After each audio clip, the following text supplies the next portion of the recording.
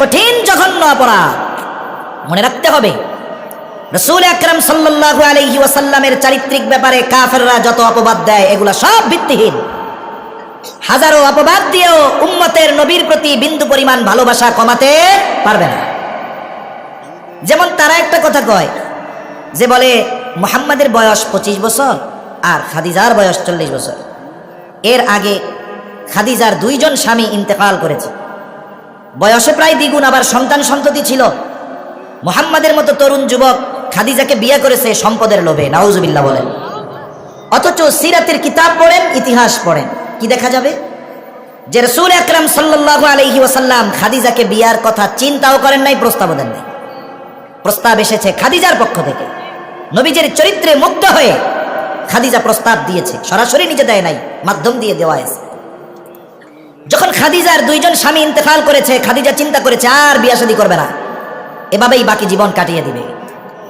স্বামীর কিছু সম্পদ, বাবার কিছু সম্পদ দিয়ে ব্যবসা শুরু করে দিয়েছে। তিনি একজন দূরদর্শী বুদ্ধিমতী নারী ছিলেন।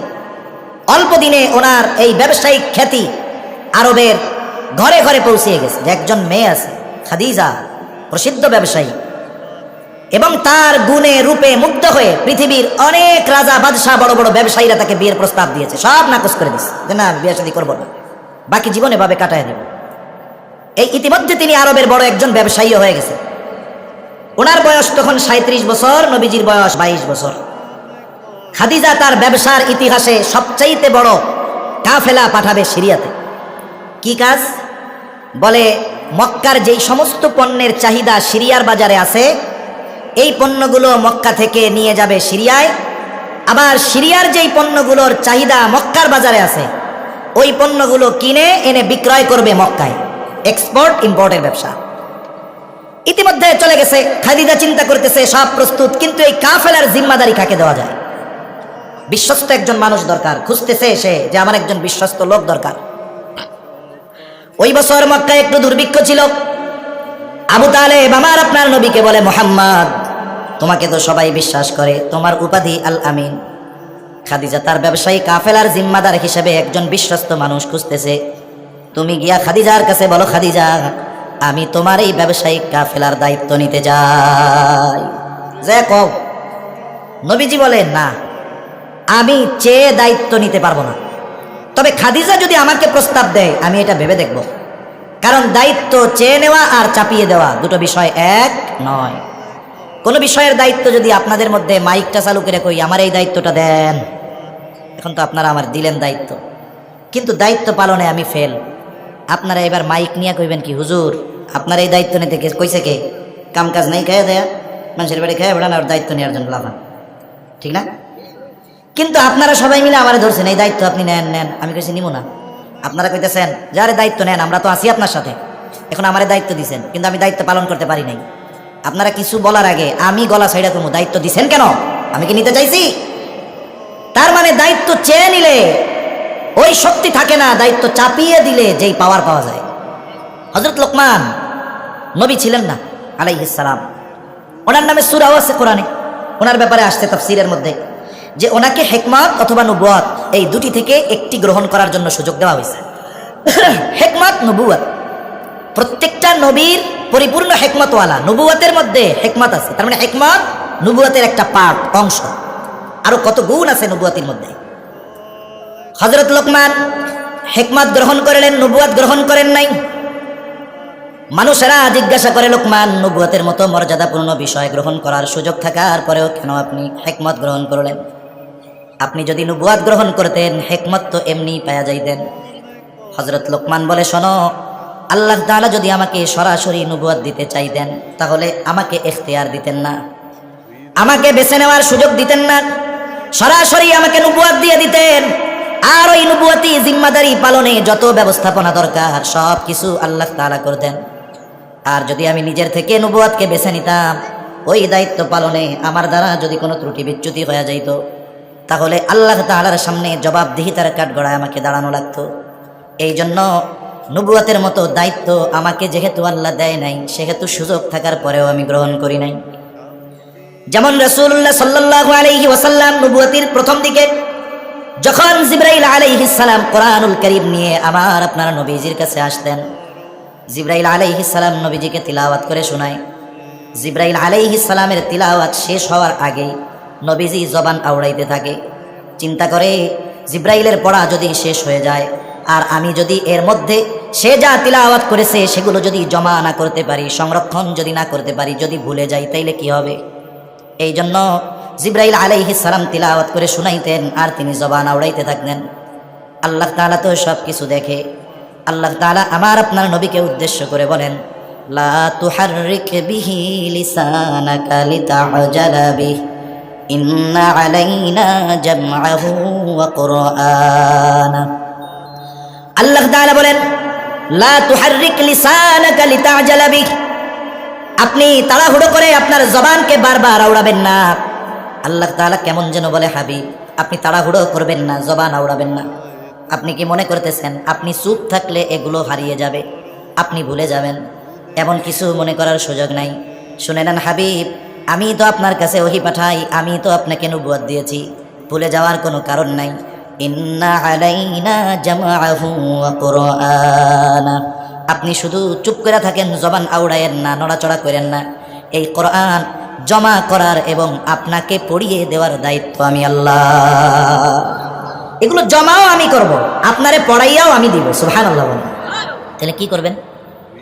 ফাইযা ক্বরানাহু ফাত্তাবি' কুরআনাহ, আমি যখন আপনারে তিলাওয়াত করে শোনাই আপনি শুধু শুনতে থাকবেন। তার মানে আমার পক্ষ থেকে জিবরাইল যখন আপনাকে শোনায় আপনি শুধু শুনবেন। আপনি ভাবতেছেন শুধু এটার অর্থ সংরক্ষণ হবে, আপনাকে পড়ায়া দেওয়া হবে, এমনটা নয়। সুম্মা ইন্না আলাইনা বায়ানা, আমি এইটার শুধু অক্ষর শব্দগুলি এগুলোই সংরক্ষণ করব তা নয়, এই কোরআনের ব্যাখ্যাও হেফাজত করার দায়িত্ব আমি আল্লাহ। এজন্য দেখেন না, এই পৃথিবীতে যদি কেউ কোরআনের অপব্যাখ্যা করে, যেই ব্যাখ্যা সালফে সালেহিনদের সাথে মিলে না, সাহাবা ইকরামের সাথে মিলে না, নবীর হাদিসের সাথে মিলে না, এই ধরনের ব্যাখ্যা যখনই কেউ করে, উম্মতের মুহাক্কিক উলামা ইকরাম ওই অপব্যাখ্যাকারীর বিরুদ্ধে দাঁড়িয়ে যায়। এজন্য ১৫০০ বছর পরেও কোরআনের শাব্দিক মৌলিক পরিবর্তন তো বহুদূর, এই কোরআনুল কারীমের ব্যাখ্যাও কেউ পরিবর্তন করতে পারে নাই। মূল ব্যাখ্যা, সঠিক ব্যাখ্যা এই উম্মতের কাছে সংরক্ষিত আছে না নাই? এজন্য আল্লাহ তাআলা যদি দায়িত্ব দেন, ওই দায়িত্ব পালনের ব্যবস্থা তিনি করেন। নবীজি বলতেছেন যে আমি চাইয়ে দায়িত্ব নিব না, সে যদি বলে তাইলে চিন্তা করে দেখ। আবু তালেব চলে গেছে খাদিজার কাছে, গিয়ে বলে, খাদিজা শুনলাম আপনি নাকি একজন বিশ্বস্ত মানুষ তালাশ করতেছেন আপনার কাফেলার দায়িত্ব দেওয়ার জন্য। বলে, হ্যাঁ, খুঁজা তো পাই না। বলে, আমার ভাতিজা মুহাম্মদ, সে যদি আপনার এই কাফেলার দায়িত্ব নেয় কেমন হয়? সাথে সাথে চেহারা থেকে চিন্তার ছাপ দূর হয়ে গেছে। বলে, মুহাম্মদ যদি এই কাফেলার দায়িত্ব নেয় এর চাইতে উত্তম আর কোনো কিছুই হতে পারে না। তার মানে বোঝা গেল, ঠিক আছে। এবার বলে, সে যে দায়িত্ব নিবে আপনি যদি অফার করেন তাইলে হয়তো রাজি হতে পারে। খাদিজাতুল কুবরা তখন আরবের একজন সম্ভ্রান্ত মহিলা, সুপার পাওয়ার আছে তার আরব সমাজে।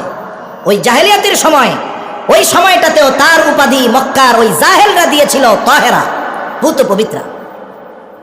খাদিজা এবার বলে, আবু তালেব এই কথা যদি আপনি মুহাম্মদ ব্যতীত অন্য কারোর ব্যাপারে বলতেন আমি কশ্চিনকালেও রাজি হইতাম না, কিন্তু মুহাম্মদকে প্রস্তাব দিতে আমার কোনো দ্বিধা নাই।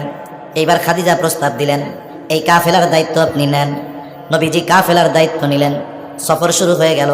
মক্কা থেকে পণ্য নিয়ে সিরিয়া প্রায় দ্বিগুণ লাভে নবীজি বিক্রয় করেছেন। সিরিয়া থেকে আবার পণ্য নিয়ে মক্কায় প্রায় দ্বিগুণ লাভে বিক্রয় করেছেন। সব কিছু খাদিজার কাছে বুঝাইয়া দিলেন। এইবার খাদিজা ওই সফরে একজন খাদেম দিয়েছিল, তার নাম ছিল মাইসারা। খাদিজা বলতেন, মাইসারা হইল আমার চোখ। তার মানে তার দেখা আর আমার দেখা এক। মাইসারার কাছে কারগুজারি শুনতেছে সফরের সব ঘটনা সে বর্ণনা করলো। স্পেশালভাবে নবীজির ব্যাপারে মাইসারা খাদিজাকে কয়েকটা কথা বলেছে। 1 নাম্বার বলে, আকাশে সূর্য, আকাশের কোথাও কোনো মেঘ নাই, প্রচন্ড রোদ, মেঘের কোনো চিহ্ন নাই, লেশ মাত্র নাই। কিন্তু আমি দেখতাম যখন মুহাম্মদ রোদের মধ্যে পথ চলে, কোথাও মেঘ নাই, কিন্তু সব সময় একখণ্ড মেঘ রৌদ্রের তাপ থেকে মুহাম্মদকে ছায়া প্রদান করে। আবার আরেকদিন দেখছে যে সে এক গাছের ছায়ায় বিশ্রাম নিচ্ছে। বলে স্বাভাবিক হলো সূর্য সরে যাওয়ার সাথে সাথে গাছের ছায়াও সরে যাবে, এটা স্বাভাবিক বিষয়। আমি খেয়াল করে দেখলাম সূর্য তার জায়গা থেকে অনেকটা সরে গেছে, কিন্তু ছায়া সরে না। কাছে গিয়ে দেখলাম সূর্য সরে গেছে, তাতে কি গাছটা স্বয়ং ঝুঁকে মুহাম্মাদকে ছায়া প্রদান করতেছে। আর এক জায়গায় নবীজি বিশ্রাম নিচ্ছেন, একজন পাদ্রীর সাথে মাইসারার দেখা। মাইসারাকে ওই পাদ্রী জিজ্ঞাসা করে, যুবকটাকে পরিচয় দাও। সব পরিচয় দিছে। বাবার নাম আব্দুল্লাহ, দাদার নাম আব্দুল মুত্তালিব, মার নাম আমেনা, বংশ হলো কুরাইশ, গোত্র হলো হাশমি। সব বর্ণনা দিছে, চেহারা সুরতের বর্ণনা দিয়েছে। এইবার এই পাদ্রী বলে, শোনো, এই যুবক হয়তো ভবিষ্যতে নবী হবে। সব কথা খাদিজার কাছে বলছে। যখন নবীজি হেরা গুহায় ওহী প্রাপ্ত হয়েছেন, নবুয়ত পেয়েছেন, জিবরাইল আলাইহিস সালাম বুকের সাথে লাগাই এক চাপ দিছে না, জ্বর চলে আসছে, ভয় পাইছেন, বাসায় আসছেন। আসার পরে খাদিজাতুল কুবরা রাদিয়াল্লাহু তাআলা আনহা নবীজিরে কম্বল দিয়ে মুড়াইয়া দিছে। এরপরে ওনার এক চাচাতো ভাই ওরাকা বিন নাওফেলের কাছে নিয়ে গেছে। এটা নবুয়তির পরে। কিন্তু ইতিহাস লেখা হচ্ছে, যখন মাইসারা বলছে যে যুবক ভবিষ্যতে নবী হবে, এটা কইছে পাদ্রী, ওই সময় খাদিজা আরাকা বিন নাওফেল তার কাছে গেছে, যা জিজ্ঞেস করতেছে, ভাই কাছাকাছি সময় কোনো নবী আগমনের খবর টবর আছে নাকি? তখন তো শয়তান কিছু দূর যাইতে পারতো, আকাশে কিছু গোপন খবর পাইতো। সেও বড় আলেম ছিল, সে মোটামুটি তার ইলমের আলোকে বলল, হ্যাঁ, অচিরেই এই ভূখণ্ডে একজন নবীর আবির্ভাব ঘটবে। সুবহানাল্লাহ। এখন খাদিজা তো বুঝতে পারছে মুহাম্মাদের যেই চরিত্র, এটা নবুয়তি চরিত্র। এখন নবীজির প্রতি তার মুহাব্বত, ভালোবাসা, আকৃষ্টতা বেড়ে গেছে। বান্ধবীদের মজলিসে শুধু মুহাম্মাদের প্রশংসা করে। বান্ধবীরা বলে, কি ব্যাপার খাদিজা, বিয়াই নাকি করবা না? এখন দেখি খালি মুহাম্মাদ ছাড়া কিছুই বুঝো না। এভাবে দেখতে দেখতে চলে গেছে 22 থেকে 25 বছর। এইবার নবীজির কাছে নবীজির ব্যাপারে প্রশংসা করে। বান্ধবীদের মধ্য থেকে একজন বলে, খাদিজা, তোমার যদি মুহাম্মাদকে পছন্দ হয় তাহলে বিয়ের প্রস্তাব দিয়ে দাও। এর আগে একটা কথা বলা দরকার, জাহেলিয়াতের সময় কিছু দিক আমাদের চাইতেও ভালো ছিল। জাহেলিয়াতের সময় কোনো নারীর যদি একাধিক বিবাহ হতো, সে যদি তালাক প্রাপ্ত হতো অথবা স্বামী যদি মারা যাইত, একজন কুমার পুরুষ তথা অবিবাহিত পুরুষ এই ধরনের কোনো নারীকে বিবাহর ক্ষেত্রে লজ্জা করতো না, মানুষও কিছু মনে করতো না। আবার মেয়ের বয়স যদি পুরুষের চাইতে বেশি হইতো, এতেও খারাপ কিছু মনে করতো না। কিন্তু এই সমাজে মনে করেন একজন মেয়ে, দিনদার মেয়ে, স্বামীর সাথে বিবাহ বিচ্ছেদ হয়ে গেছে, ছাড়াছাড়ি হয়েছে। আমাদের সমাজের মানুষের অভ্যাস হইল, কোনো মেয়ে যদি তালাক প্রাপ্ত হয় একতরফাভাবে মেয়েটাকে দোষারোপ করা হয়। এটা ঠিক না।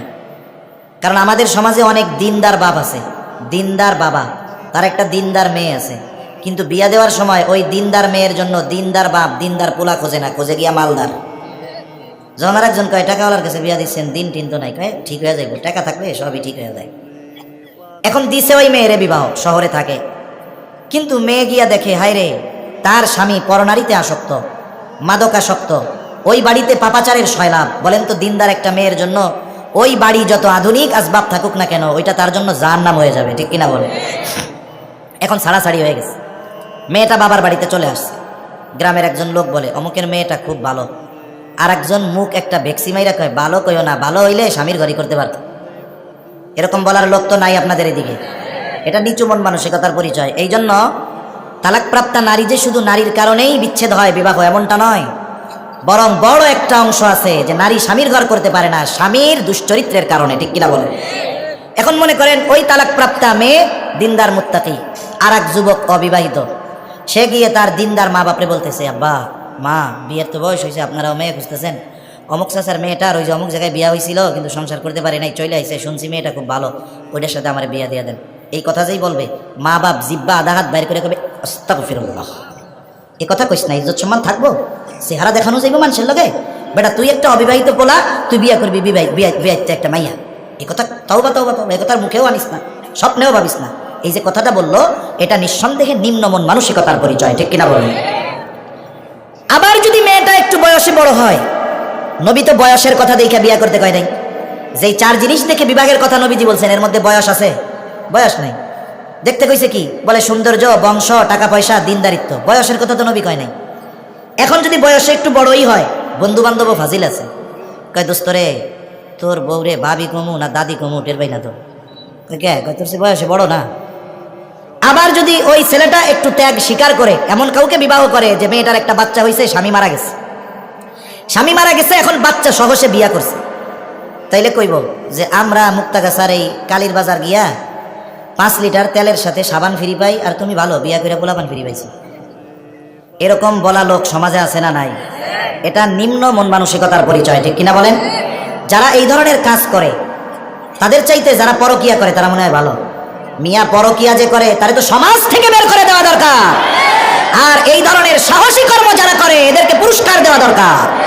যে সমাজের স্রোতের বিপরীতে গিয়ে রাসূল আকরাম সাল্লাল্লাহু আলাইহি ওয়াসাল্লামের এই করণীয় কাজগুলো সমাজের কথায় কান্না দিয়ে যে করতেছে তাকে পুরস্কৃত করার দরকার ছিল।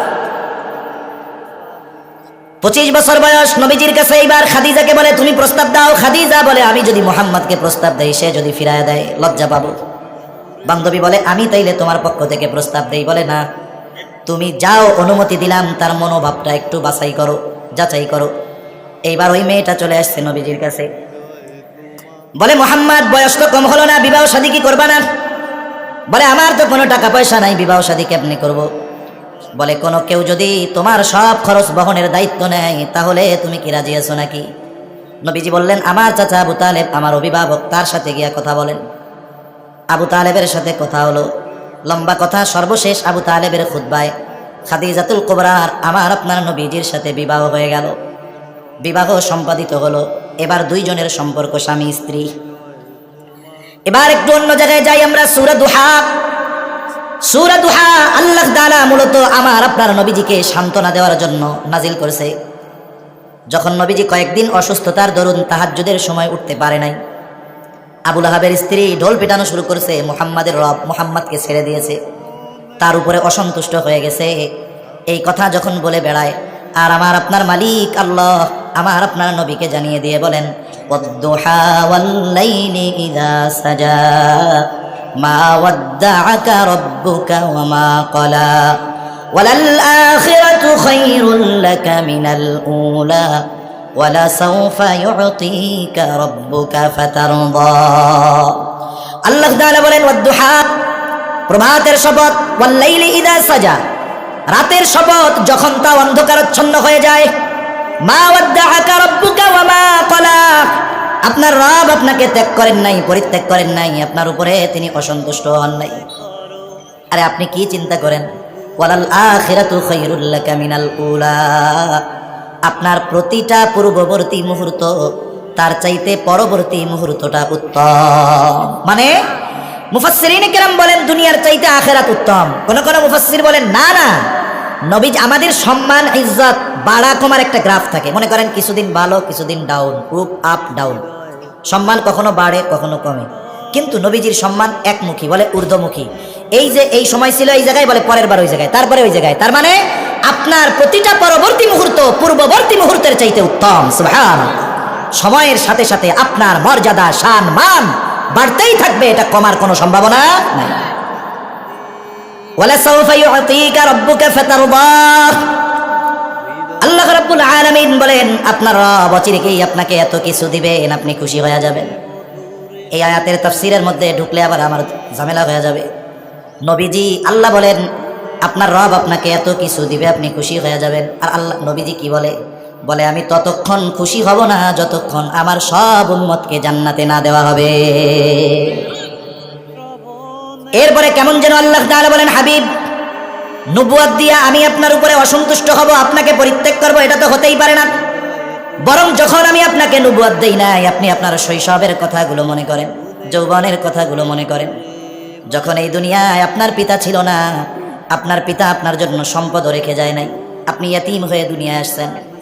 ইয়াতীম হওয়ার কারণে মানুষের কাছে যতটা তুচ্ছ তাচ্ছিল্যের শিকার হয়, আমার আপনার নবী ইয়াতীম হওয়ার কারণে কারো কাছে তুচ্ছ তাচ্ছিল্যের শিকার হয় নাই। বরং নবীজির দিকে যেই তাকিয়েছে নবীজির প্রতি তার মহব্বত বেড়েছে, ঠিক কিনা বলেন? এই কথাই আল্লাহ তাআলা বলেন আলাম ইয়াজিদিকা ইয়াতীমান ফাআওয়া, তিনি কি আপনাকে ইয়াতীম অবস্থায় পাই নাই? ইয়াতীম অবস্থায় পাওয়ার পর আপনার জন্য উত্তম লালন পালনের ব্যবস্থা কি তিনি করেন নাই? আমি লম্বা আলোচনার মধ্যে যাব না। আলহামদুলিল্লাহ, জোরে কোন হইল না তো, আরো জোরে আলহামদুলিল্লাহ। যখন আসছি ভাইজান বলতেছিল যে বিগত কিছুদিন আমাদের এদিকে আশেপাশে যে কয়টা মাহফিল হয়েছে, যে প্রধান আকর্ষণ 2 ঘন্টা 2.5 ঘন্টা 3 ঘন্টা মাহফিলই শেষ। আলহামদুলিল্লাহ আমাদের আজকের মাহফিলের মধ্যমণি মাহবুবে উলামা সুলতানুল ওয়াইজিন আল্লামা খালেদ সাইফুল্লাহ আইয়ুবী হাফিজাহুল্লাহ চলে আসছে। আলহামদুলিল্লাহ গণ হুজুর খাইতেছে, খাওয়ার সাথে সাথে কি কথা কওয়া যায় নাকি? একটু খাইয়া দেয়, একটু রেস্ট একটু আরাম করে আসুক, যেন কোরআন বইরা কথা শোনাইতে পারে। ততক্ষণ পর্যন্ত একটু ধৈর্যের সাথে থাকা যাবে তো ইনশাআল্লাহ? আচ্ছা। কত দূর থেকে আসতে আসছে, সেই ঠাকুরগাঁও বাংলাদেশের শেষ প্রান্তে 4টার ফ্লাইটে এসে নামছে। এরপরে গাজীপুরের জ্যামজুম পাড়ি দিয়ে আলহামদুলিল্লাহ চলে আসছে। আমরাও দোয়া করি আল্লাহ তাআলা হজরতের সকল দিনই সফরগুলো আসানের সাথে আল্লাহ তাআলা সম্পাদন করার ব্যবস্থা করে দেন। তাহলে আল্লাহ তাআলা বলেন, আপনার এই ইয়াতীম অবস্থায় পাইয়া উত্তম লালন পালনের ব্যবস্থা করেছি। কথায় যেহেতু কথা আসলো, নবীর কথা কই, এতে তো আর গুনাহ হবে না, বরং নবীর প্রতি মায়া বাড়বে। অনেক সময় এমন হয়, ছেলে বিয়া দিছেন আপনি, এখন ছেলের ওয়াইফ যে আপনার পুত্রবধূ সন্তান সম্ভবা, 8 মাসের মাথায় আল্ট্রাসোনোগ্রাম করে জানতে পারছেন যে আপনি দাদা হইতে চলছেন। বলেন তো, যদি শুনে ছেলের ছেলে হবে, খুশি হয় না বেজার হয়? দাদি যদি শুনে যে তার পোলার পোলা হবে, খুশি হয় না বেজার হয়? কি চিন্তা করেছেন? মাইয়া মানুষ, সেও যদি শুনে পোলা হইবে এতে খুশি হয়। দাদি আরো বেশি খুশি হয়। বুড়ারে কয় তোমার আর লাগবো না, আইতাছে আমার লোক, খুশির ঠেলায়, কয় না?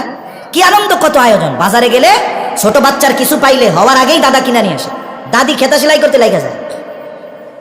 নসিব খারাপ, দেখা গেল 9 মাস যখন বাচ্চা মায়ের পেটে, এই মুহূর্তে ওই দাদা যে বাপ হবে সে মারা গেছে। আনন্দ আছে না গেছে? বরং অনেক সময় তো এমন হয়, এইবার পুত্রবধূকে বলে দেখো আমার ছেলে বেঁচে ছিল, খরচ চালাইতে পারতাম, তুমি চইলা যাও বাপের বাড়ি, আমরা পারবো না।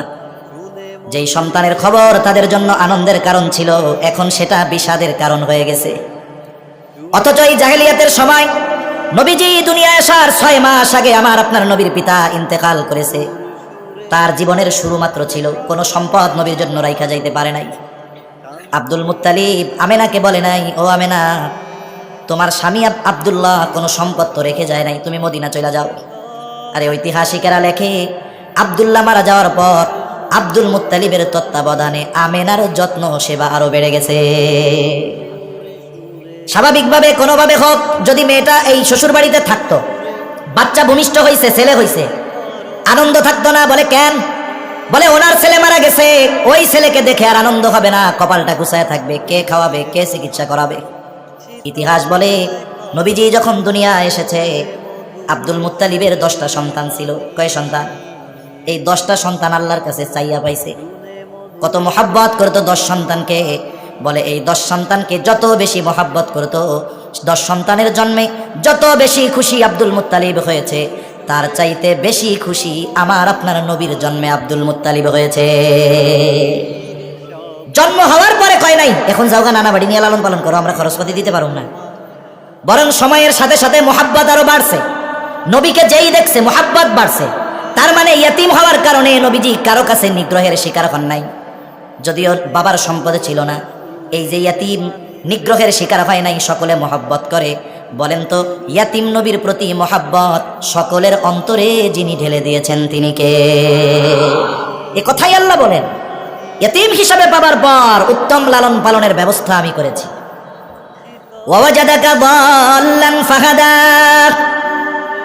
দাল্লুন শব্দের অর্থ হবে 2টা, একটা হলো পথ ওয়াজানা, আর একটা হলো পথভ্রষ্ট। বলে একজন পথ চেনার পরেও পথচ্যুত হয়, এটাকে বলে পথভ্রষ্ট। আর নবী তো পথ চেনেই না। আল্লাহ তাআলা বলেন, আপনি পথ সম্পর্কে বেখবর ছিলেন, অজানা ছিল, আমি আপনাকে সঠিক পথ চিনায় দিয়েছি। এই জন্য বলে হেদায়েত হলো আল্লাহর পক্ষ থেকে সবচাইতে বড় সম্পদ। আর এই হেদায়েতের একচ্ছত্র আধিপত্য কার হাতে? জোরে বলে। দুনিয়ার কেউ কাউকে হেদায়েত দিতে পারে না। এই দ্বীনের পথ পরিচয় করিয়ে দেন যিনি, তিনি কে? যেমন রাসূল সাল্লাল্লাহু আলাইহি ওয়াসাল্লাম চাচা আবু তালেব কত খেদমত করছে ইসলামের। মরার সময় যখন কালিমা নসিব হয় নাই, মন খারাপ, কয় আপনি শুধু লা ইলাহা ইল্লাল্লাহ কোন, বাকিগুলা দেখবো না। এইটুকুও নসিব হয় নাই, নবীজির মন খারাপ। আহারে, চাচা এত মহব্বত করছে, এই চাচা কালিমাটা পড়া মরতে পারলো না। আল্লাহ তাআলা বলেন, ইন্নাকা লা তাহদি মান আহবাবতা ওয়ালাকিন্নাল্লাহা ইয়াহদি মান ইয়াশা। আপনি যাকে ভালোবাসেন তাকে হেদায়েত দিতে পারবেন না, বরং আল্লাহ তাআলা যাকে চান তিনি তাকেই হেদায়েত দেন। সেজন্য দ্বীনের উপরে চলতে পারা আল্লাহ তাআলার পক্ষ থেকে সবচেয়ে বড় নিয়ামত। একথাই আল্লাহ তাআলা বলেন, আপনার পথ অচেনা ছিল, আপনাকে আমি সঠিক পথ চিনিয়ে দিয়েছি। এরপরে আল্লাহ তাআলা বলেন, ওয়াজাদাকা আইলান ফাআগনা। আরে নবুয়তির আগে আপনি নিঃস্ব ছিলেন, টাকা পয়সা ছিল না, ফাআগনা, আমি আপনারে ধনী বানায় দিয়েছি। এই আয়াতের তাফসীর ও মুফাসসিরিনে কেরাম বলেন, খাদিজার সাথে নবীজির সাথে বিবাহ হয়ে গেল। খাদিজা এবার আমার আপনার নবীজিকে বলে, মুহাম্মদ, এতকাল আমাদের মধ্যে সম্পর্ক ছিল একরকম, আজকে থেকে আর এক রকম। আজকে তো আমি আপনার, সুতরাং আমার যা আছে তাও সব আপনার। মুহাম্মদ, আমার যত সম্পদ আছে আমি সব সম্পদের মালিকানা আপনাকে দিয়ে দিলাম। আপনি যেখানে খুশি, যেভাবে খুশি, যত খুশি ব্যয় করবেন, কোনো অসুবিধা নাই, কারণ আমি যেহেতু আপনার, আমার সব সম্পদ আপনার। আল্লাহ তাআলা বলেন, আপনি তো বিয়া হইছে আপনার সাথে খাদিজার, আর এই সেটিং আমি আল্লাহ কইরা রাখছি। সুবহানাল্লাহ বলেন। আরবের সবচাইতে সম্ভ্রান্ত নারীর সাথে বিবাহ আমি আল্লাহ সিস্টেম করেছি। শুধু তাই না, স্বতঃস্ফূর্তভাবে সে তার সব সম্পদের মালিকানা আপনাকে বানিয়ে দিয়েছে। আপনি বলছেন আমি নিঃস্ব, বিয়া করতে পারবো না, খালি বিয়া হইছে আর আপনাকে আমি আল্লাহই স্বাবলম্বী বানিয়ে দিয়েছি। সুবহানাল্লাহ। তাহলে যারা বলে নবীজি সম্পদের লোভে বিবাহ করেছেন, তারা নিঃসন্দেহে নবীর ব্যাপারে মিথ্যা বলে, ঠিক কিনা বলেন? আরেকটা বিষয় বলা দরকার, কাফেররা অপবাদ দিত, ইসলাম বিদ্বেষীরাও অপবাদ দেয়, বলে তিনি তার পুত্রবধূকে বিবাহ করেছেন। নাউজুবিল্লাহ। আগে বলেন কোন হিসাবে বলে? বলে যায়েদ রাদিয়াল্লাহু তাআলা প্রথম গোলাম ছিল খাদিজার। বিবাহের পরে খাদিজা যায়েদের ব্যবহারে মুগ্ধ হয়ে নবীজিকে হাদিয়া দিছে। নবীজির কাছে যায়েদ গোলাম হিসাবে আছে। যায়েদ আসলে গোলাম ছিল না, একদিন বাজারে হারায় গেছে, এক লোক করে নিয়ে বাজারে বিক্রয় করে দিছে গোলাম বইলা। যায়েদের মা বাবা তন্ন তন্ন করে বছরের পর বছর খোঁজ খবর করবার পর একদিন খোঁজ পাইল যে তাদের সন্তান মক্কায় মুহাম্মাদের কাছে গোলাম হিসাবে আছে। চলে আসছে মক্কায়, আইসা এবার পরিচয় দিচ্ছে, আমি হইলাম যায়েদের মা, আমি আব্বা। যায়েদও তাদেরকে চিনেছে, তারাও যায়েদকে চিনেছে। নবীজি বলেন, কোনো টেনশন নাই, আমি আজাদ করে দিলাম, আপনি এর নিয়ে যান। কিন্তু এই শিশু বালক নবীজির আচরণে এতটা মুগ্ধ হয়ে গেছে, মা বাপরে কয়, তোমরা যাও গা, আমি যাবো না, আমি নবীর কাছে থাকবো। জোরাজুরি করে নিতে পারে না। এইবার মা বাবা বলে, ঠিক আছে তুমি থাকো, মাঝে মধ্যে আইসা আমি তোমাদেরকে দেখা যাব। মা বাবা চলে গেছে। নবীর প্রতি যায়েদের অকৃত্রিম মহাব্বত, ভালোবাসা নবীজি দেখলেন এবং উপস্থিত সকলের সামনে ঘোষণা করে দিলেন, আজকে থেকে যায়েদ হলো আমার সন্তান। কি সন্তান? পালক সন্তান। জাহেলিয়াতের সময় একটা কুসংস্কার ছিল, পালক পুত্রকে নিজের পুত্র মনে করা হইত। নিজের পুত্র যেমন বাপ মরে যাওয়ার পরে ওয়ারিশ হিসাবে সম্পদ পায়, অনুরূপভাবে পালক পুত্র ওয়ারিশ হিসাবে সম্পদ পাইত। নিজের পুত্রবধূকে যেমন বিবাহ করা যায় না, পালক পুত্রের স্ত্রী যদি সে ছেড়ে দিত, তাকেও জাহেলিয়াতের সময় বিবাহ করা যাইত না। এটা যুগ যুগ নয়, শতাব্দীর পর শতাব্দী ধরে চলে আসছে। অনেক সময় আছে যে কিছু বিষয় আছে যেটা বলার চাইতে করলে প্রভাব পড়ে বেশি, বলার চাইতে করলে প্রভাব পড়ে বেশি। সজাগ আছেন তো? তাকবীর দেন একটা, নারায়ে তাকবীর, নারায়ে তাকবীর। মাশাআল্লাহ। শীতও কম কম আছে, গরমও বেশি নেই, এর মধ্যেই ওয়াজ শুনে আরাম, আবার আছে খেয়াল। কত যে আরাম, কত জায়গায় দেখি এত সুন্দর মন্দর করে প্যান্ডেল করছে, পলিথিন বিছায় রাখছে, মানুষজন বাইরে দিয়ে হাঁটে, বসে না কেন? কই হুজুর উপরেও ঠান্ডা, ফাঁসাও ঠান্ডা, বসার উপায় নাই, ঠান্ডা লেগে গেছে, আধা ঘন্টা বসা যা কন আমরা মাইকে শুনতেছি। কিন্তু আলহামদুলিল্লাহ ময়মনসিংহের মানুষ ওয়াজও শুনে, ওয়াজ শুনাইতে হয় কেমনে তাও জানে। বসলে গরম হবে, মাগার আর উঠতে মন চাইবে না। তাহলে কিছু সময় আছে বলার চাইতে করলে ফায়দা বেশি। একটা উদাহরণ দেই, তাইলে বুঝতে সহজ হবে। হুদাইবিয়ার সন্ধি যে বছর হয়েছে, মূলত সন্ধি তো হওয়ার জন্য গেছিল না, গেছিল তো সাহাবায়ে কেরাম ওমরা করার জন্য, বাইতুল্লাহ জিয়ারত করবে, সবাই একটু নিজের বাড়িতে যাবে। প্রায় 5 বছর পরে যাইতেছে, মক্কা থেকে, মদিনা থেকে মক্কার রাস্তার 10 ভাগের 9 ভাগ অতিক্রম করছে, অল্প কিছু দূর বাকি। এই মুহূর্তে কাফেররা বাদ সাইদা বসছে, যাইতে দেওয়া যাবে না। লম্বা কথা সংক্ষেপে, ওই জায়গায় একটা কুয়া আছে, কুয়ার নাম হুদাইবিয়া। কুয়ার নাম অনুসারেই এইটার নাম হয়ে গেছে হুদাইবিয়ার সন্ধি। চুক্তি একটা হয়েছে, চুক্তির যতগুলো ধারা সবগুলো দৃশ্যমান কাফেরদের পক্ষে, মুসলমানদের বিপক্ষে। এবছর ঢুকতে পারবা না, কেউ যদি মক্কা থেকে মদিনায় চলে যায় তোমরা ফেরত দিতে বাধ্য, কিন্তু মদিনা থেকে কেউ মক্কা আসলে আমরা ফেরত দিতে বাধ্য না। মানে যা কইছে সব মুসলমানদের বিপক্ষে আর কাফেরদের পক্ষে। নবীজি সিগনেচার করছে। ওই ওই সিগনেচার করার সময় আল্লাহর নবীর মুআজিজা প্রকাশ পাইছে। নবীজি লিখতে পারতেন না। এখন নবীজি লিখতে পারতেন না, আলী রাদিয়াল্লাহু তাআলা আনহু দিয়ে লেখাবে, লেখো মুহাম্মাদুর রাসূলুল্লাহ। কাফিররা কয় এইটা যদি মানি তো আর ঝামেলা থাকে নাকি, মুহাম্মদ বিন আব্দুল্লাহ লেখো। এইটা লেখার সাহস কেউ করে নাই। নবীজি আল্লাহর কুদরত নিজেই লেখছে মুহাম্মদ বিন আব্দুল্লাহ। মন এত খারাপ, ওমর রাদিয়াল্লাহু তাআলা আনহু বলে, ইয়া রাসূলুল্লাহ আপনি কি নবী নয়? মুহাব্বতের ঠেলায় কইতেছে। অনেক সময় বুড়া বাপ ওষুধ খায় না, সন্তান একটু রাগ হয়ে কয় না, আপনার জ্বালায় বাঁচি না, আপনি ওষুধ খান না কেন? আসলে এটা মুহাব্বত থেকে বলে, বাপও বুঝে, নবীও বুঝতেছে যে এই জন্য বলছে। সবার মন খারাপ, বৈশা আছে এক জায়গায়, খেয়াল রাখবি আইছিলাম কি হইলো, সব বিপক্ষে গেল, চুক্তিটা পক্ষে থাকলে কিছু একটা হইতো। এমত অবস্থায় নবীজি উপস্থিত সকলকে বলতেছে, মাথা মুন্ডায় ফেলো, আর যার সাথে যেই জন্তু আছে সেটাকে কোরবান দিয়ে দাও। 3 বার বলছে, 3 বার, কারো কোনো খবর নাই। এইবার উম্মে সালামা রাদিয়াল্লাহু তাআলা আনহা ওই সফরে নবীজির সাথে ছিলেন, তাবুর মধ্যে গিয়ে সব খুইলা বলছেন এই অবস্থা। উম্মে সালামা রাদিয়াল্লাহু তাআলা আনহা বলে, ইয়া রাসূলুল্লাহ আপনার সাথীরা কখনোই এমন নয়, তারা হয়তো মনের দিক দিয়ে মনোকষ্টে আছে, আপনার কথা হয়তো খেয়াল করে নাই। আপনি আদেশ করবেন আর এরা না করে বসে থাকবে, এটা হতে পারে না। আপনার কিছুই বলার দরকার নাই, আপনি আপনার জন্তুটা নিয়ে তাদের সামনে জবাই করে দেন।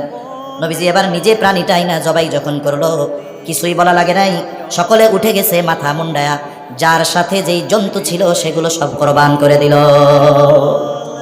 তার মানে কিছু কিছু সময় আছে বলার চাইতে করলে প্রভাব পড়ে বেশি। আল্লাহ তাআলা হয়তো আয়াত নাজিল করে জানায়া দিতে পারতেন যে পালক পুত্র ঔরসজাত পুত্রের মতো নয়, কিন্তু আল্লাহ তাআলা চাইলেন আমার আপনার নবীর মাধ্যমে এই কুসংস্কারের কবর রচনা করায়া দিবেন। যায়েদ রাদিয়াল্লাহু তাআলা আনহার সাথে যায়নাব বিনতে জাহাশের বিবাহ হয়েছে, নবীজির ফুফাতো বোন, বনাবনি হয় না। যায়েদ রাদিয়াল্লাহু তাআলা আনহু একদিন নবীজির সামনে সাংসারিক বিষয়ে আলোচনা করতে করতে হঠাৎ করে তালাক দিয়া বসছে। রাসূল আকরাম সাল্লাল্লাহু আলাইহি ওয়াসাল্লামকে আল্লাহ তাআলা নির্দেশ দিয়ে দিলেন, এবার আপনি তারে বিয়ে করবেন, ইদ্যতকালীন সময় শেষ হবে বিয়ে করবেন। নবীজি চিন্তা করে কামড়া হইল কি, একেবারে স্রোতের বিপরীতে। গোটা আরব সমাজ একদিকে, নবীজির কর্ম যাবে আর একদিকে। চিন্তা করতেছেন এই কাজটা কেমন হবে। আর আল্লাহ তাআলা বলেন, মা কানা আলান নবী মিন হারাজিন ফীমা ফারাদাল্লাহু লাহু। আরে আপনি এটারে মন্দ মনে করেন কেন? মা কানা আলান নবী মিন হারাজিন ফীমা ফারাদাল্লাহু লাহু। আল্লাহ তাআলা নবীদের উপরে যেই বিষয়টা কার্যকর করতে বলেন, ফরজ করেন, এতে চিন্তা ভাবনার কোনো কিছু নাই, খারাপ মনে করার কোনো কিছু নাই। সারা পৃথিবী খারাপ মনে করুক, আপনার নির্দেশ এটা আপনি করবেন। সমাজের বিপরীতে গিয়ে, স্রোতের অনুকূলে গিয়ে নবীজি যায়নাব বিনতে জাহাশকে বিবাহ করলেন। যায়নাব বিনতে জাহাশের বিবাহ কিন্তু জমিনে হয় নাই। যায়নাব বিনতে জাহাশ উম্মাহাতুল মুমিনিন, অন্যান্য যারা ছিলেন তাদের সাথে ফখর করে বলতেন, শোনো তোমাদের বিবাহ সম্পাদিত হয়েছে জমিনে, আর আমার বিবাহ সম্পাদনা করেছেন আল্লাহ আরশে আজিমে। বিবাহ হয়ে গেছে, কাফেররা তো শুরু করে দিছে, দেখ পোলার বউরে বিয়ে করছে। আর আল্লাহ তাআলা বলেন, মা কানা মুহাম্মাদুন আবা আহাদিন মির রিজালিকুম ওয়ালাকির রাসূলুল্লাহ ওয়ালাকির রাসূলুল্লাহি ওয়া খাতামান নাবিয়্যিন। আল্লাহ তাআলা বলেন, মুহাম্মদ সাল্লাল্লাহু আলাইহি ওয়াসাল্লাম তোমাদের কোন পুরুষের পিতা নন, ওয়ালাকির রাসূলুল্লাহ তিনি হলেন আল্লাহ তাআলার রাসূল, খাতামান নাবিয়্যিন তিনি হলেন শেষ নবী। শুধু তাই না, নবীদের কোনো ওয়ারিশ নাই, নবীদের সম্পদের কোনো ওয়ারিশ নাই। নবীদের সম্পদ হলো ইলম, আর এই ইলম যারা গ্রহণ করবে মূলত তারাই হলো নবীদের ওয়ারিশ। ইন্নাল উলামা ওয়ারাসাতুল আম্বিয়া। তাহলে বলেন, যারা বলে যে নবীজি সাল্লাল্লাহু আলাইহি ওয়াসাল্লাম পুত্রবধূকে বিবাহ করেছেন, এটা নিঃসন্দেহে ডাহা মিথ্যা কথা। এটার বিষয়ে একটা মাসালাও জানা দরকার আমাদের, অনেকে জানে না। অনেক নিঃসন্তান দম্পতি আছে না, বাচ্চা কাচ্চা হয় না। এখন একজন গরিব মানুষ পোলাপান পালতে পারে না, এটারে বেঁচে দিতে চায়, বয়স হলো 3 বছর। এই ছেলেটাকে আইনা লালন পালন শুরু করছে, মা কত আদর করে, পালক মা, সন্তান নাই। এখন এই ছেলেটা যখন বালেগ হবে, মা এই যে 3 থেকে 13 বছর 14 বছর 15 বছর পর্যন্ত এত আদর করছে, ইসলামী শরীয়ত বলে ও বালেগ হওয়ার পরে ওই মা ছেলের সামনে, ছেলে মায়ের সামনে যেতে পারবে। মেয়ে একটা আনছে 3 বছরের, বাপ কত আদর করে, পালক বাপ কত চুমা দিছে কপালে, ঠোঁটে, থুতনিতে। এবার মেয়েটা বালেগা হয়ে গেছে, ইসলাম কি বলে যে এই প্রাপ্তবয়স্কা পালক কন্যার সামনে বাপ যাইতে পারবে না, কন্যাও বাবার সামনে যেতে পারবে না। এটা হলো সাধারণ মাসালা। তবে যদি বিষয়টা একটু ভিন্ন হয়, যেই ছেলেটা এনেছে তার বয়স 2 বছরের কম। কয় বছরের কথা বলেন? কয় বছরের? আরবি হিসাবের 2 বছরের। দুধ যে পান করাইব 2 বছর, ইংরেজি হিসাবে নাকি? আরবি হিসাবে 2 বছরের কম। এখন ওই মহিলা যে পালক কন্যা বা ছেলে, ও চিন্তা করছে পোলাটার বয়স তো 1.5 বছর, তা আমার বোনের একটা বাচ্চা আছে দুধ খায়, এইবার উনি নিয়া ওই বাচ্চারে দিয়া ওনার বোনের দুধ পান করাই দিছে। এখন সম্পর্ক কি হয়েছে? কয় দুধ খালা হয়ে গেছে। বুঝেন নাই? ওনার বোন হয়েছে দুধ মা, আর উনি কি হয়েছে? দুধ খালা। এবার কি হইল? বলে এবার ছেলেও মার সামনে যাইতে পারবে, মাও ছেলের সামনে যেতে পারবে। এছাড়া পালক পুত্র কন্যা সাধারণভাবে যদি এই ধরনের কোনো সিস্টেম না হয়, সাধারণভাবে এরা প্রাপ্তা বয়স্কা হওয়ার পরে সাধারণ একজন মানুষের সাথে নারী যেমন পর্দা করে, সাধারণ একজন মেয়ের সাথে পুরুষ যেমন পর্দা করে, অনুরূপভাবে ওই পালক মা, ওই পালক বাবা ওই রকম ভাবে তার ওই মেয়ে সন্তানের সামনে, মা ছেলে পালক সন্তানের সামনে পর্দা করতে হবে। এটাই শরীয়তের নির্দেশনা। তাহলে রাসূলুল্লাহ সাল্লাল্লাহু আলাইহি ওয়াসাল্লামের ব্যাপারে যা বলা হয় অপবাদ দেওয়ার জন্য, এগুলো ডাহা মিথ্যা কথা। কি কথা বলেন? নবীজির চরিত্র এত সুন্দর, কাফেররাও নবীজির চারিত্রিক ব্যাপারে অপবাদ দেওয়ার দুঃসাহস করে নাই। নবীজির চরিত্রের একটা দিক এক মজলিসে আলোচনা করা সম্ভব নয়। একটা মানুষের সুন্দর চরিত্রের সবচাইতে বড় এবং উত্তম দিক হলো তার সত্যবাদিতা।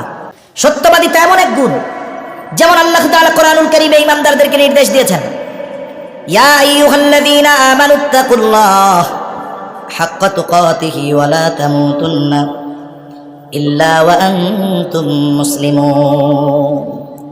আল্লাহ তাআলা বলেন, হে ঈমানদারেরা, তোমরা আল্লাহ তাআলাকে ভয় করো, ভয় করার মতো ভয় করো। ওয়ালা তামুতুন্না ইল্লা ওয়া আনতুম মুসলিমুন, আর মুসলমান না হয়ে তোমরা মরো না। কোরআনুল কারীম হলো এমন এক কিতাব, যেই কিতাবে আল্লাহ তাআলা শুধু আদেশ করেন এমনটা নয়, বরং ওই আদেশ তার গোলাম কেমন করে বাস্তবতায় পরিণত করবে সেই পদ্ধতিও বান্দাকে যিনি জানায়া দেন তিনি কে। এই জানানোটা 2 ভাবে হয়। একটা হলো আদেশ করার পরে একেবারে স্পষ্টভাবে এই আদেশ পালনের পদ্ধতি বলে দেন, আরেকটা হলো আদেশ পালনের সুস্পষ্ট পদ্ধতি বলে দেন না, তবে রাস্তা তিনি বলে দেন। কিন্তু তাকওয়ার ক্ষেত্রে সুস্পষ্টভাবে বলে দিয়েছেন কেমনে মুত্তাকি হওয়া যাবে। যেমন এক জায়গায় আল্লাহ তাআলা বলেন, ইয়া আইয়ুহাল্লাযীনা আমানুত্তাকুল্লাহ, আল্লাহ তাআলা বলেন, হে ঈমানদারেরা, তোমরা আল্লাহ তাআলাকে ভয় করো। আমরা প্রশ্ন করলাম, আল্লাহ কেমনে করব, কেমনে মুত্তাকি হব? জবাব দিয়ে আল্লাহ তাআলা বলেন, ওয়াকুনু মা'আস সাদিকিন, বান্দারে মুত্তাকি যদি হতে হয় তোমরা সত্যবাদীদের সঙ্গী হয়ে যাও। আল্লাহ তাআলা আবিদিন বলেন নাই যে তোমরা আবেদদের সঙ্গে হয়ে যাও, কইছে সাদিকিনদের সঙ্গে হও। তাহলে সত্যবাদিতা হলো এমন এক গুণ যেটার মধ্যে সব পাওয়া যায়। বুজুর্গানে দিনের কথা কইতেছি আর কি। বুজুর্গানে দিন বলেন, সত্যবাদিতা এমন এক গুণ, বাকি অন্যান্য সব গুণ এর মধ্যে সন্নিবেশিত থাকে। সুবহানাল্লাহ বলেন, একটা তাকবীর দেন, নারায়ে তাকবীর, নারায়ে তাকবীর, নারায়ে তাকবীর। সুলতানুল ওয়াইজিনের আগমন, সুলতানুল ওয়াইজিনের আগমন। আলহামদুলিল্লাহ, আল্লাহ তাআলা এমন এক চেহারা দিছে, মাহফিলে যাওয়ার কথা 10টায়, রাস্তাঘাটে জ্যাম, যাইতে যাইতে পাচ্ছে 2টা। মোহাব্বতের লোকজন বৈশা আছে না, আল্লাহর বান্দা বৈশা একটা হাসি দিব, আর একটু আগে পান খাইয়া যে ঠোঁটটা লাল করে আসছে, লাল ঠোঁটের সুন্দর চেহারার হাসি দেওয়ার সাথে সাথে 4 ঘন্টা বৈশা থাকার বিরক্তি মুহূর্তের ভিতরে খালাস, হযরত চলে আসছে। সেজন্য আমরা মিশে মিশে আর একটু বৈশা যাই। এখনই হযরত আলোচনা শুরু করবে ইনশাআল্লাহ। তাহলে আমি আমার কথাটা শেষ করে দেই। সাদিকিন হলো, সত্যবাদিতা হলো এমন এক গুণ, যেই গুণের মধ্যে বাকি সব গুণ এমনিতেই পাওয়া যায়। রাসূল আকরাম সাল্লাল্লাহু আলাইহি ওয়াসাল্লাম সত্যবাদিতার গুণে পরিপূর্ণ গুণান্বিত ছিলেন। আমাদের আজকের শিক্ষা, আমরাও নিজেদেরকে পরিপূর্ণ সত্যবাদিতার গুণে গুণান্বিত করব। আল্লাহ তৌফিক দান করেন, আমিন। ওয়া আখিরু দাওয়ানা আলহামদুলিল্লাহি রাব্বিল আলামিন।